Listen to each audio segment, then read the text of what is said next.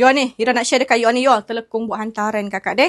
Buat hantaran bagi hadiah dekat mak. Ya Allah, cantiknya Yol. Ni, organza ni mahal kakak ni. Halus keliling. Okey, ni bahagian belakang. Okey, you tengok ni. You akan dapat fully kakak. Keliling sampai ke depan. Ira nak tunjuk muka dia. Muka dia cantik. Oh, tengok You tengok bahagian muka dia. Okey, ni bahagian muka dia kakak. Okey, kita tengok deh. Dia jahit tindih berapa lapis? 1, 2, 3, 4, 5, 6, 7, 8, 9, 10, 11, 12. Paling paling sikit 12. Paling banyak 12 ataupun 13 lapisan. Paling sikit dia akan jahit 10 jahitan dia. Okey, ni dia punya bahagian dalam dia 2 lapis. Okey, dia lapis sampai sini. Tengok ni. Ni. Okey, sampai sini kain dia besar labuh. Okey, kita tengok bahagian kain dia.